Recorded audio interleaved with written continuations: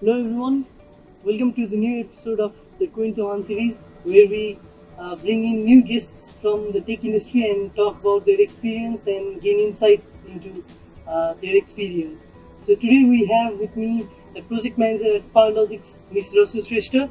So let's get started with the episode.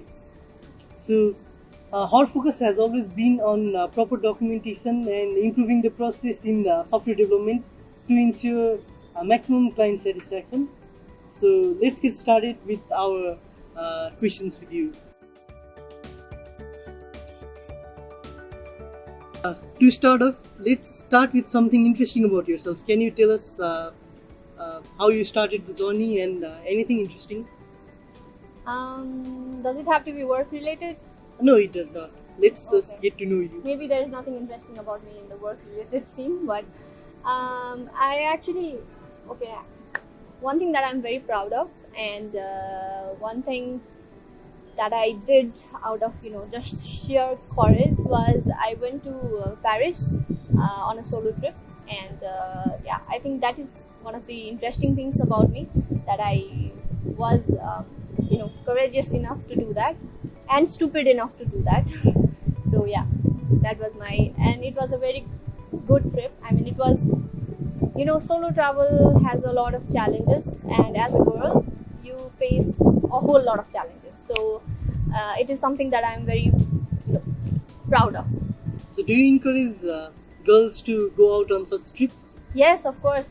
Everyone in once in their life should solo travel, and especially girls, because most of the times, especially in Nepali society, I don't want to get started on it, but we are always told like you cannot go here, go there. We are not seen as independent people. We are always someone's daughter, someone's something. But going on a solo trip gives you a lot of managing capabilities as well. You have to plan everything ahead. You have to be sure. It's not like just go out of okay, I'm going tomorrow. That is also good, but I like to plan ahead, and that experience is just a once in a lifetime moment for me, and it was very rewarding. So I would advise everyone to go. So No, please take a note, girls. So let's get to know more about your work life, work experiences. So how did you start the project management journey and how has it been so far? Okay. Okay. One thing that I don't know if anybody knows about me, but I was head girl in my school, St. Mary's, and that year, that final year of school where I was the head girl, totally changed me. And before that, I was a very shy person. Not shy, but I was like always timid, not going to when I wouldn't do something unless I was very I had to do it. So I wouldn't raise my hand in anything. But after I became head girl, I was just like, you have to do it, I have to do it, otherwise nobody would do it, right? So that school year changed me, and afterwards I haven't looked back. So I always push myself to be the kind of person who raises their hand. Not because before I was the kind of person who was like, if everybody raises their hand, I'll raise my hand. Then सबैले गर्यो भने मलाई गर्छु भन्ने टाइपको. But afterwards, I try to become a person like, if I don't raise my hand, then nobody will, or I need to start, or I need to initiate. I'm that kind of person, and I think that is the foundation of why I was interested in project management. I actually started my career in QA, as you know, right? And QA is a very vast area. There is so much to learn, but I had a senior in my previous company, who really inspired me to go towards project management. And it is also kind of a, I am a feminist, of course, but it's not gender issue. But I was like, when I saw her in a group of all male dominated, IT sector, and C was the one who was giving orders. I really liked that. And that's not the whole reason I came into project management, but she really inspired me. I mean, she was very well managed, in her personal life and in the professional life as well. And as a person also, I looked up to her, right? So I always thought, like, what is my career path going to be? I mean, I could learn many different technical things. I could be a total technical person, but I have this need to be, to look at things in a big way. Like, I need a bird's eye view in everything. And so it was quite clear for me that I wanted to go into management, but and project management, of course. And also I had taken some courses in my master's as well. And I really liked, having a plan, knowing how things will be. Of course, it's not always like that, but still knowing what needs to be done kind of calms me, So yeah, I guess starting off, it was actually in Spiralogics. Sonak Dai is our CTO. Sorry, he actually saw the potential in me, and as a QA also, I was always like, okay, we need to do this, and okay, you do this, I was always trying to, either delegate things, either, know where the project is heading towards. I was deeply involved in a project, in whichever project I was in. You also know that I was in the red team, and, I was kind of, everybody hated me because I was so, I was like, this is my project, we need to do it well and we need to do it efficiently, and I was always pushing everyone. And because of me, many people had to stay overnight, overwork. So I think he saw something in me, and he actually pushed me towards project management. And he has been, Sonak Dai has a big vision of how Spiralogics will be. And he wanted to set up a different project management, vertical, right? So in that, he talked to me, and he was like, if you are up for the challenge, then it's yours, right? So yeah, and I'm never the one who backs up from a challenge, so I took it. And I wouldn't say it has been a straight road. And but it's quite exciting. There is so many things that I still need to learn. There's so many things that I still don't know, but yeah, I mean, it's a learning path. And one thing I am sure is, like, having a good project management vertical in Spiralogics will help us in the long run. And I want to be able to do that. I want to be able to lead that. So, what was your question again? So how was, how did you transition from QA to PM? Okay. How has the transition been? Transition actually has been quite swift. As you also know, like, I mean, as a QA, we were already responsible for so many things, right? And, but, as a QA, actually, there were so many things that I wanted to change, in the system, in the process. And I was always complaining, if everyone knows. And that's why I think Sonak Dai chose me. If you are complaining, you can also fix it, right? So fix it. So yeah, the transition actually has been swift, but the skills that I learned during QA, I think it still helps me.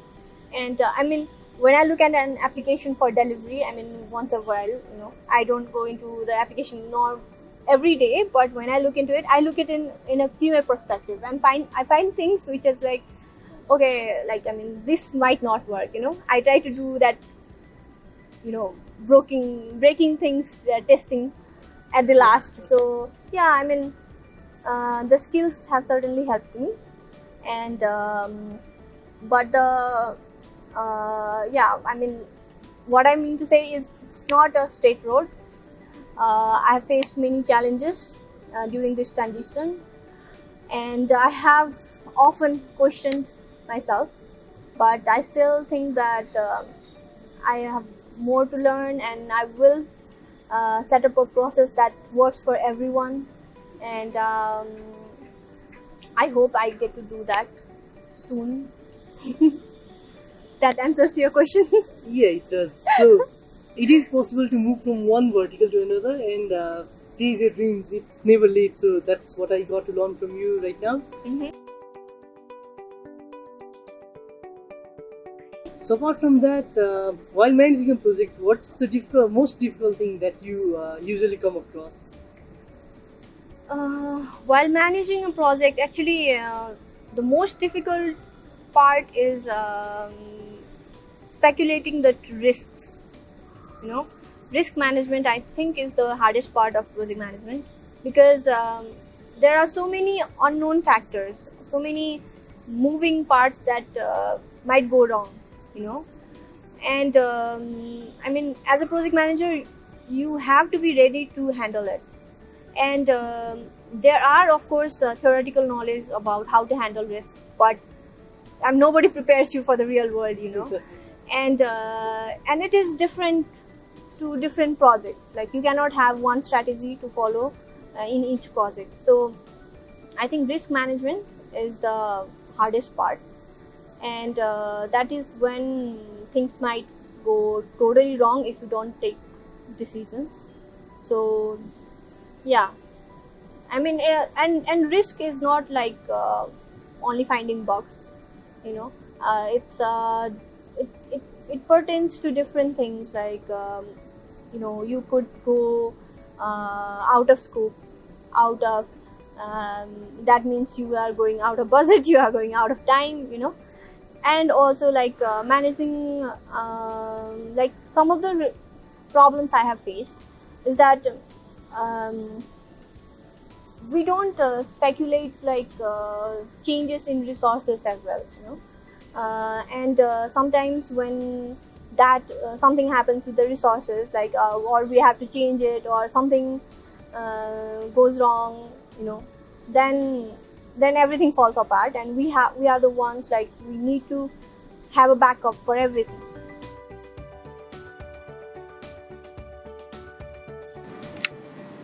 So there are also some misconceptions about project management.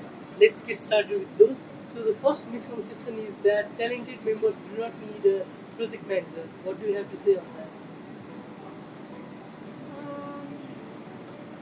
Okay. I read it somewhere that if it's anybody's job, then nobody will do it. It's like, I know you can do it. Like, I know developers will work on the task. I know QA will test it. I know, but somebody has to take responsibility for keeping the project on track. And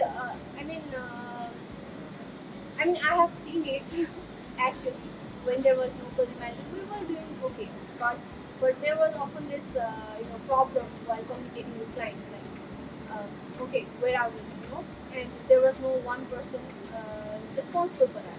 Everybody, like, if you expect your developing team to manage their tasks and then inform the clients, then something will go wrong eventually. And I highly recommend having a project manager in this project, because it's not only about it's not an extra like burden. It's actually, we are there to help the team, right? We are there to help the team in any way we can. And one thing that I think nobody understands is that if something goes right, if this project goes right, then the team gets the appraisal, right? Project manager gets nothing. But if something goes wrong, then it's the project manager's fault. And which is right in some ways as well. Because if the management is, like, if the project is going right in a good way, then there is, like, project manager is doing good as well. But if it goes wrong, then project manager has something that needs to be improved. So about the misconception, I'd say it's a misconception. is absolutely necessary to have a project manager in a project, especially in our professional scenario. Like, we cannot just expect things to go right. We need to make sure. So yeah, that is what I have to say about this.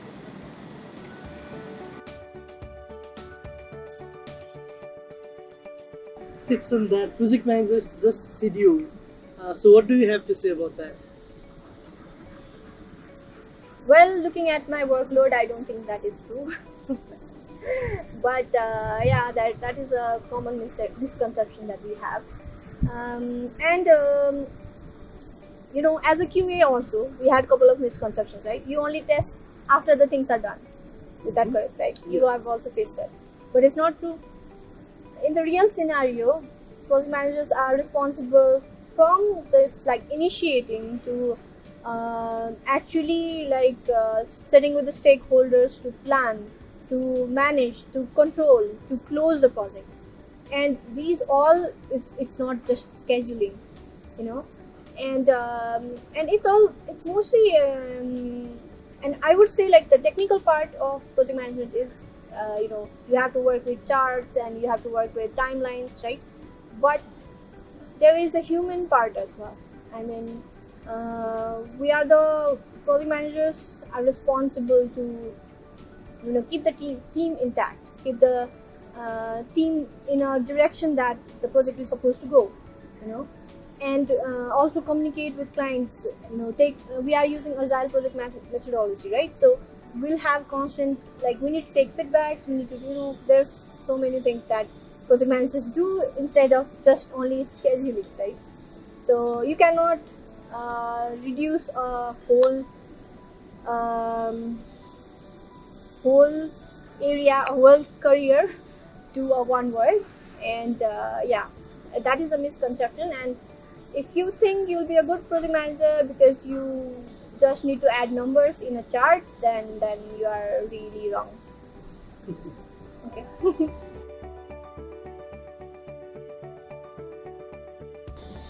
So there is also another misconception that project management is only needed in very big projects. They're not needed in the smaller ones. What do you have to say about that? Okay. So about that, I would say for big projects, it is absolutely necessary, right? And for small projects, it is still necessary, but in a small scale. Like, if it is a even if it is your college project, okay, you still, like, if you plan, then you get a better results. Because if you say, okay, I'll finish this much in this days and I'll be ready for that, if you have a plan in your head, then it will be better, right? And in QA also we had that misconception that developers will do a good job, obviously. They don't create bugs. But that is not true. I mean, you cannot depend on assumptions here. We are working in a corporate environment, in a professional environment where businesses get impacted every day, right? Whether it be a small impact or big impact, you still need to make sure that you are delivering a quality product, right? So project management is what? It is actually a good balance and good between that holy trinity, right? Time, cost, and quality, right? So we have to make sure, like, if you want your project to succeed, if you want to not fail, then yeah, I think it is necessary to have project management. It is good. I wouldn't say like it is. You can still get away with it. Maybe you get lucky. Maybe everything goes right. But of course, having a detailed plan, applying the universal knowledge of project management will give you better results in the long run. And actually, project management is not like a one-time thing, so it should be actually a process that you can implement in any small or big project. Whether it be a very small, you have to, if you go through those steps, to achieve that deliverables, then you'll get better results. and you will be consistent, so that is how we that is also how we establish a culture in our organization. So yeah, I wouldn't say that if it is only big projects then only utilize project management. I wouldn't recommend it. Even if it is small one, do it in a small scale. Maybe maybe you just have 3 members, but if you if you just give up, then you wouldn't know. If it fails, then you wouldn't know what is the reason. So we have cleared the misconceptions about project management. Now let's move on to how does a day in the life of PM look like? Okay, as a PM, as anybody actually, even if I was still in QA, I used to prepare a list of myself. I know we have boards and everything to do the project management, but I always need a notebook and a pen to write. So before even going to stand-ups, I like to have my list, like what I need to say in the stand-ups and what I need from the team, what information I need from the team. So that is somewhat like 5-10 minutes I take for myself every morning, and when I go through the emails and everything. And in the stand-ups, what happens is as a project manager, you are not only staying in the stand-ups to give updates, you are actually there to receive information, right? So you are actually organizing the stand-up every day. So I make a point to discuss and really understand what team is going through and what is being done and what actually I'm expecting. So I try to make it clear with the team, and then after the stand-ups, if I have some action items for myself, then I go and do that. Otherwise, I mostly look forward what is at the end of the day, if there is any deliverables, or any urgent tasks, then I tend to those. Otherwise, what I do is mostly I have sometimes I have meetings, client meetings, right? So I prepare the meeting agenda. I follow up with anything that is needed for the meeting agenda. So I first prepare for the meeting, and then if I have some time, then I actually like to do research in as everyone knows, I'm trying to analyze the processes that is being done in Spiralogics and see if we can improve them. Our recent one was the daily activities billings ones, right? So I look at our processes, and if there is some things that I think we can improve on, then I like to research on those, like what's happening in the other areas, like what's happening in the real world that can solve our problems. So yeah, that is what my day looks like.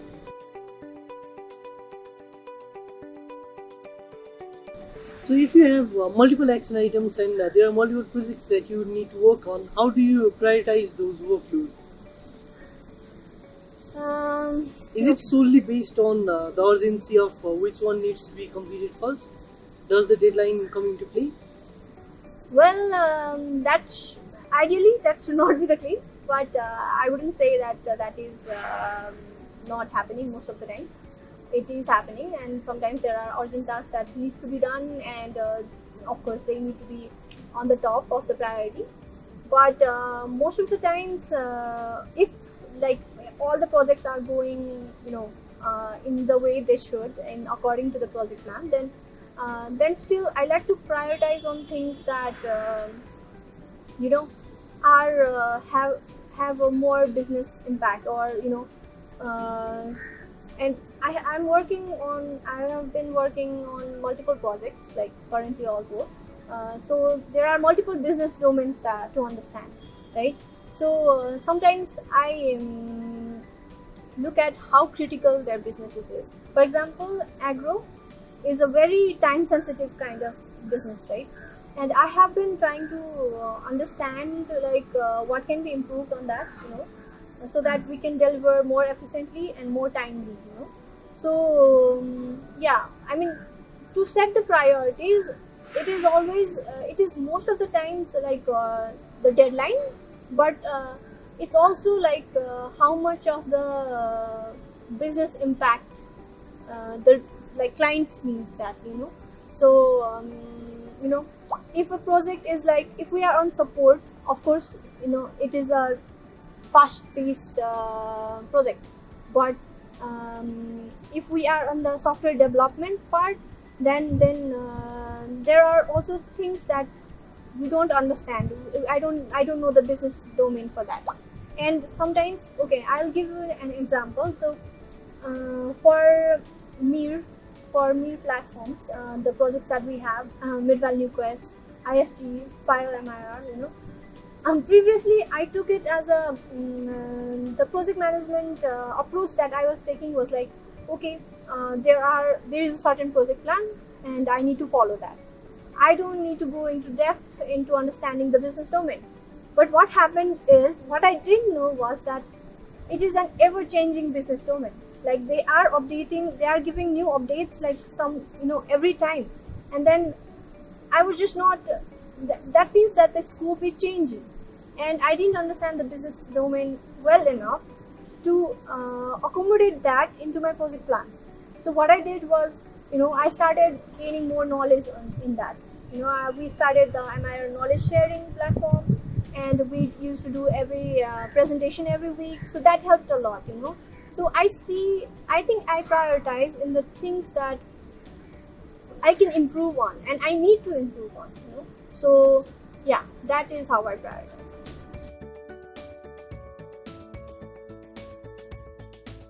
So even if we don't want to, we come across some team members that we usually don't want to work with. So how do you deal with such difficult team members? Okay, so as a project manager, we are actually asking for resources with different departments. We are actually creating a team of diverse departments, right? So if you have some problem, if there is some problem with maybe a team member is facing some problem, then you should actually ask their department head to help out. Okay, so like, so that there is more understanding. I mean, you might not know him or her better than their department head. So you know, there should be kind of, even you need a bridge between you and the resource, and that is the department that he or she belongs to.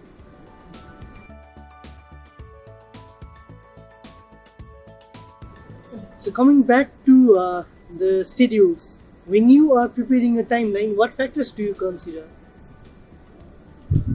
Okay, while creating the timeline, okay, first of all, of course, as I said earlier, we are actually just you know, bridge, right? We are the bridge between the team and the outlines, right? So we have to stay with the whole stakeholders and get their feedbacks, get their concerns in the timeline. First of all, we need to do that. We need estimations for approximate estimations for all the tasks that we are going to do, right? And while creating the timeline, of course, we have to keep the certain milestones in mind, but also one thing that I do, and I think it's a good practice as well, is that we look at the business value that each task will provide, right? And I mean, if one module provides more business value, you know, if that whole application is not effective without that module, then you keep it at first. You know, you keep it in a timeline that is ahead. You know, not at the last. Like, you know, you don't keep the hard thing at the last. You know, so that, I mean, because those are the modules that will have maximum changes if gone in UAT. You know, so when you deliver that module, you will certainly have some feedbacks from the clients, and you will have to integrate that, right? So it's better if you do it in the start of the project than the end. So what I keep in mind during creating timelines is like, if what kind of business propositions does each module have, and delivering it in what time will give you maximum value, and what module has like the probability of having maximum changes from the clients. Or if you look at it technically, sometimes I think this is I learned this from Sonaglide. So he always says that it's not about being technically very superior, but it's about providing the value to the clients, right? So doing a small thing in a very you want to it's a very simple thing, you can do it in a very simple way, but then you can do it in a very difficult and time consuming but highly sophisticated technical way as well. Then what would you choose? Simple. Yeah. So even though we might get excited as engineers and as technical people, we get excited about integrating different new technologies, but sometimes it's not needed, right? So as we say in Spiralogics, like as our motto in Spiralogics is, we are not delivering software, we are delivering solutions, right? So what you have to keep in mind during the timeline is the business value. What will give you the most business value, and also like what are the most riskiest part of your project, part of your application that will cause constant change. So yeah, keep those in mind, and then while creating the timeline, see like what you can do parallelly, what those basic stuffs. But yeah, I think as a project manager, we do need to have that in mind. Like whatever we put in the timeline, if we put it in certain day, then it will provide more value.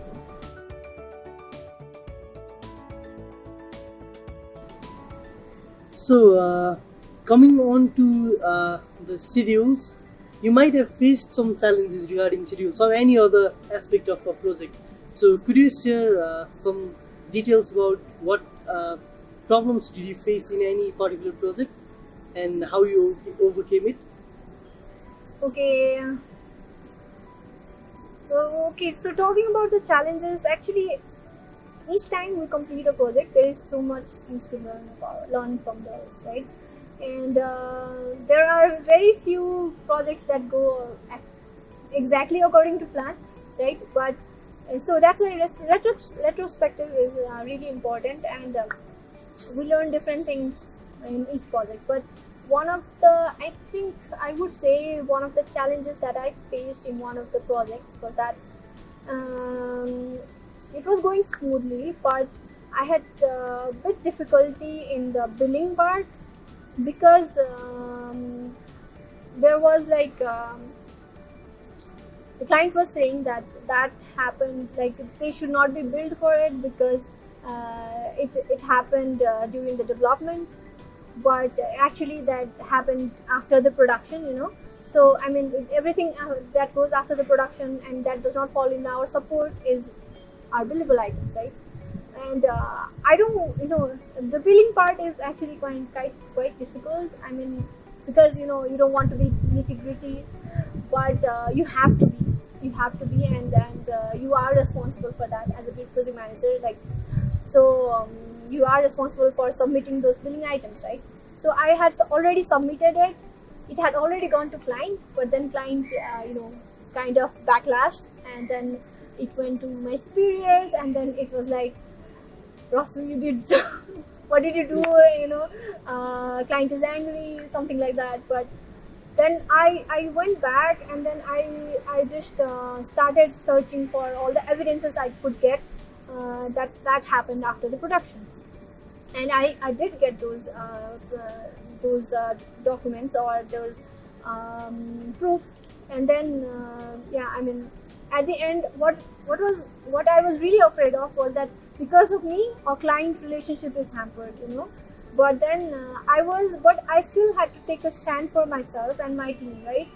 And So yeah, that was very challenging, but I provided with the proofs, and the client actually agreed. So yeah, I think client relationship has a lot of human things which might go wrong in most cases, and so you have to be very you have to be technical, you have to be very strict, but you also have to be very good. So yeah, sometimes that is difficult. I think that is my experience. So the lesson learned here is Have proof and document everything. Documentation is very necessary, and like any change you have, you do in the system, if you log it properly, if you have the proper documentation, then you have that backup that you need, right? So yeah, I mean, it's I cannot emphasize documentation more, and I have been trying to we have a technical documentation team as well, take their help. I mean, the bottom line is that you are being accountable for that project, right? So you have to be you have to be nitty gritty, you have to be looking into specific details, you have to be that kind of the irritating person who always try to, have you filled up the hours, have you done this, you have to make sure that it is going well. So yeah.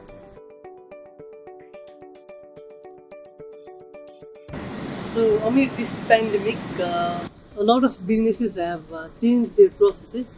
Coming to project management, what differences have you found pre-COVID and post-COVID? Okay. Since we are an IT company, and basically we do our work in our small laptop, people might see that nothing has been changed, and we still work the same way. But yeah, I mean, it has certainly impacted. There are good points and bad points of work from home, and I wouldn't go there. I just focus on the project management part, right?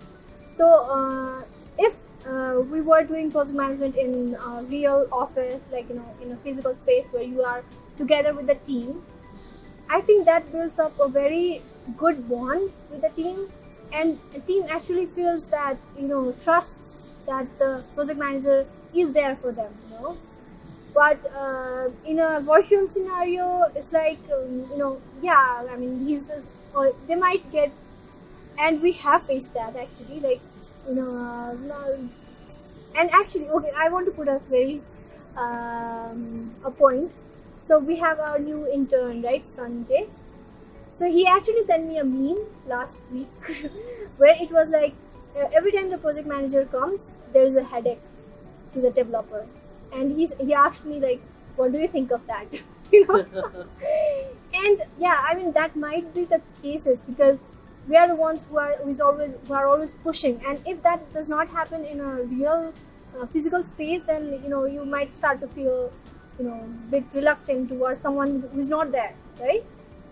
But yeah, I mean, the work is still the same, but I miss that when even we celebrate, like even when we did a small publish, we just celebrate, everyone will clap, randomly clap anytime in the office, So yeah, I mean, the bonding with the team members is really important for a project manager, and yeah, I miss that. And the work from home does not allow us to do that, but we still find new ways to do it. And yeah, I mean, technically nothing had changed, we still work on the same thing, but project management is actually a very human thing to do.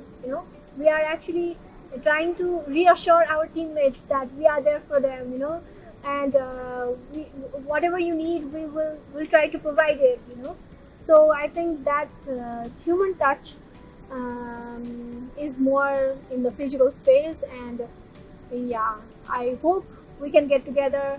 I mean, okay, I really miss the days when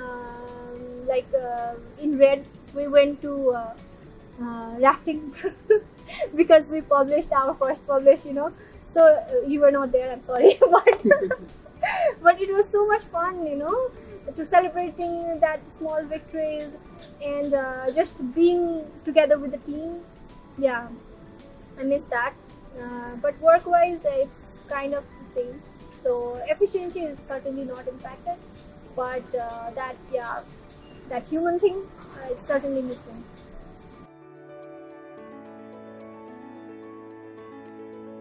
So with this work from home culture that's growing so rapidly, would you say that project management is more dependent on tools and technology rather than managing the people itself? Okay, about that, I think it should not be. Okay, for example, like if I have to stare at some charts and some numbers whole day without talking to my team, without just looking at emails going on, I wouldn't like that, and I don't think. No, I think project manager is a very human role. I mean, maybe developers are more inclined to be, I'm not saying that to offend any developers, but you are confined to the code that you are making. Sometimes you have to work independently, right? But as a project manager, you will always be collaborating with people. So I would not say that we can just completely work with only tools and discard people. Like, people are very fundamental to the team, and as a project manager, you have to collaborate with such diverse teams. So it's just not going to be true. Even in the future, I don't see like it will only be tools, and there are tools and there are so many good things that that can make us more efficient, but we still need our team, right? And so no, I don't agree with that. So with this, we have almost come to the end of our podcast session. So one last question before that.